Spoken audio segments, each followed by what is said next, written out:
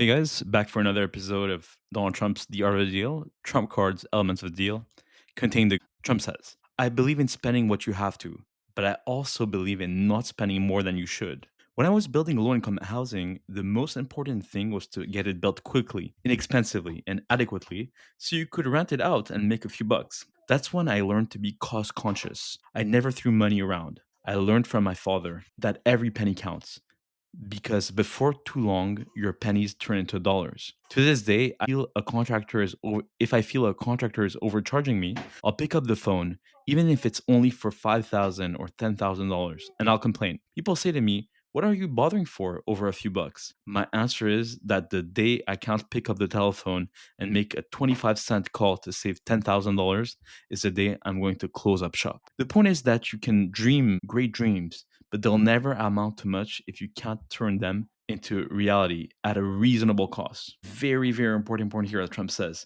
turning reality at a reasonable cost.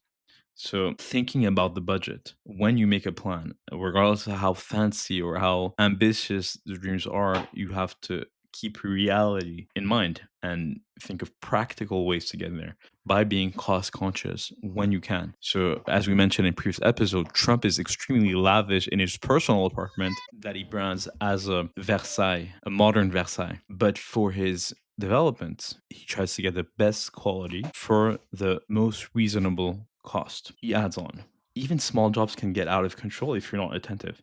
For nearly 7 years, I watched from the window of my office as the city tried to rebuild the Woolman Rink in Central Park. At the end of that time, millions of dollars had been wasted, and the job was farther from being completed than when the work began.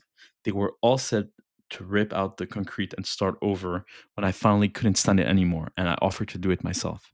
The job took 4 months to complete at a fraction of the city's costs. All right, what can we say about this? Trump again is showing his statesmanship. He's showing his role in active civic life. He saw from Trump Tower that the Woman Rink, which was the rink at the bottom of Central Park, took 7 years without any meaningful progress. And then he volunteered to do the job at the place of the city, and he did it in 4 months. So Trump's pragmatism is something we see today in the world of politics on the global stage. But he always had that can-do attitude and that let's get the most bang for the buck, and there's no reason why things should take longer uh, than they do.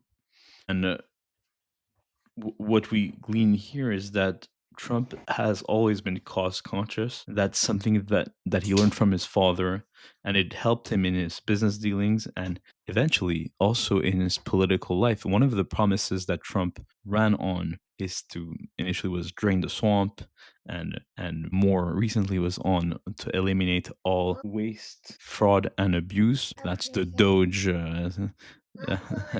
imperative. And this is a very, very important lesson that can help you stay in business. So contain the costs.